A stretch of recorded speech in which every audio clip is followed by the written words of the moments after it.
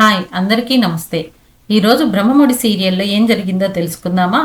తెలుసుకునే ముందు please subscribe my channel. ఇక సీరియల్లోకి వెళ్తే అప్పు కళ్యాణ్లు ఫ్రెండ్స్తో మేము బయలుదేరుతున్నాము అనగానే అప్పు ఫ్రెండ్స్ ఎక్కడికి వెళ్తారు, ఉండండి మాకు ఏమీ ఇబ్బంది లేదు అంటారు. అందుకు అప్పు కళ్యాణ్ వాళ్ళు ఫ్రెండ్ ఊరు నుండి వచ్చారు, వాళ్ళు గెస్ట్ హౌస్ ఇస్తామన్నారు, అక్కడ ఉంటాము, కళ్యాణ్ ఇక్కడైతే ఇబ్బంది పడతాడు కదా అంటుంది. దానికి వాళ్ళ ఫ్రెండ్స్ సరే అయితే గెస్ట్ హౌస్ అయితే అన్ని ఫెసిలిటీస్ ఉంటాయి కదా అంటారు. దానికి కళ్యాణ్ మీరు చేసిన హెల్ప్కి ఎప్పటికీ రుణపడి ఉంటాను, థ్యాంక్స్ ఫ్రెండ్స్ అని చెప్పి బయలుదేరి వెళ్తారు. అంతలో దుగ్గిరాల ఇంట్లో కావ్య అందరికీ టీ కాఫీ ఇస్తూ ఉంటుంది. ధాన్యలక్ష్మికి ఇవ్వబోతుంటే విషమా అని అడుగుతుంది. దానికి కావ్య విషం అక్కడ కూర్చొని ఉంది అని చెప్పి రుద్రాణిని చూపిస్తుంది. ఇక్కడ కాఫీ మాత్రమే ఉంది, కాఫీ తీసుకోండి అంటుంది. ధాన్యలక్ష్మి నాకు వద్దు అంటుంది. అంతలో కళ్యాణ్ నాన్నగారు ప్రకాశం వచ్చి నాకు ఇవ్వమ్మా అని చెప్పి కాఫీ కప్ తీసుకొని ఇల్లంతా చూస్తాడు. చూసి కళ్యాణ్ ఎక్కడున్నావురా, కాఫీ తాగు వచ్చి అందరం ఇక్కడే ఉన్నాము, నువ్వు ఒక్కడివే లేవు, కావ్య వాడు కవితలు రాస్తూ కూర్చున్నట్టున్నాడమ్మా, వాడిని పిలువు కాస్తా అని చెప్పి అడుగుతాడు. ఎందుకో వాడిని బాగా చూడాలి అనిపిస్తుంది అంటాడు. అందరూ బాధగా ప్రకాశాన్ని చూస్తూ ఉంటారు. అంతలో ధాన్యలక్ష్మి కళ్యాణ్ ఎక్కడున్నాడు, కళ్యాణ్ లేడు, వాడు అప్పుని పెళ్లి చేసుకొని వెళ్ళిపోయాడు, మీరు మీ మతిమరుపు వల్ల అంతా మర్చిపోయి హాయిగా నిద్రపోయారు, నేను రాత్రంతా ఏడుస్తూనే ఉన్నాను అంటుంది. అంతలో రాజు వచ్చి ఏడవకు పిన్ని, నేను వాడిని తీసుకువస్తాను అనగానే ధాన్యలక్ష్మి అలాంటి వాడివైతే వాడి చేతికి తాళి ఇచ్చి కట్టమని చెప్పవు అంటుంది.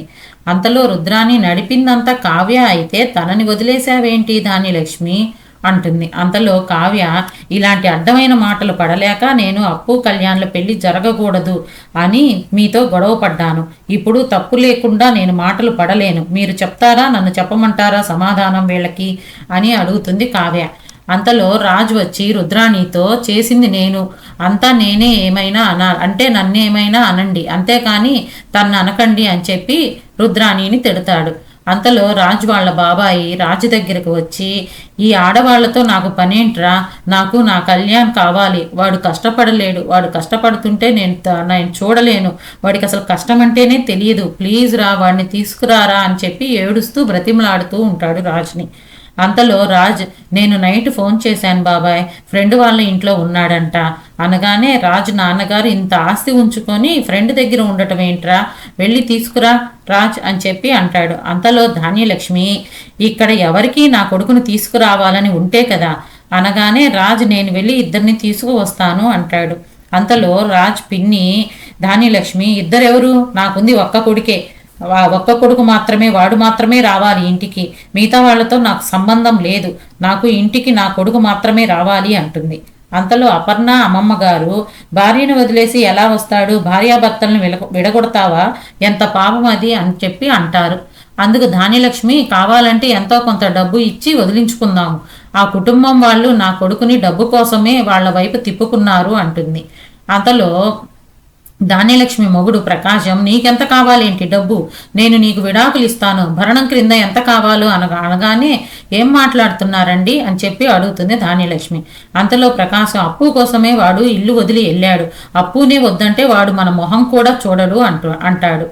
అంతలో రాజ్ అప్పుని వద్దు అని కళ్యాణ్ని తీసుకురమ్మంటే ఎంత పాపం పిన్ని, కళ్యాణ్ ఇష్టపడి అప్పు మెడలో తాళి కట్టాడు అనగానే ధాన్యలక్ష్మి పాపమో ఈ పాపం తెలియదు, నాకు పుణ్యమూ తెలీదు, నాకు నా కొడుకు మాత్రమే కావాలి, అప్పు అనే మహమ్మారిని నా కోడలుగా నేను ఒప్పుకోను అని చెప్పి వెళ్ళిపోతుంది.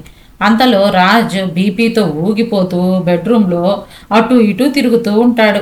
కావ్య రాగానే రా మొదలుపెట్టు, మీ పిన్ని అలాంటిది, మీ అత్త ఇలాంటిది, ముందు చెప్పానా వెనక చెప్పానా అని మాట్లాడు అని కావ్యతో చాలా ఉక్రోషంగా మాట్లాడుతూ ఉంటాడు.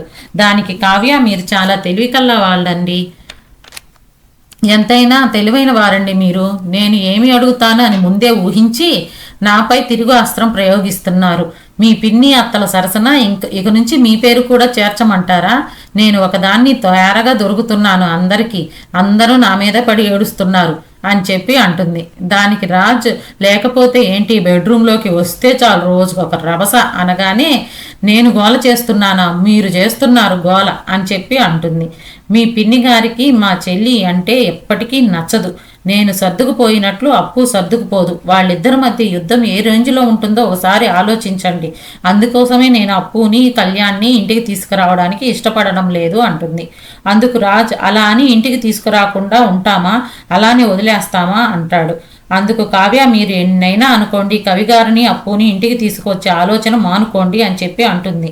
అందుకు రాజ్ నేను నిర్ణయం తీసుకుంటాను అనగానే ఏ నిర్ణయం తీసుకుంటారు అని అడుగుతుంది. నేను చెప్పను అని చెప్పి వెళ్ళిపోతాడు. అంతటితో ఈరోజు ఎపిసోడ్ అయిపోతుంది. రేపటి సీరియల్ అప్డేట్స్ కోసం please subscribe my channel. Thank you all of you.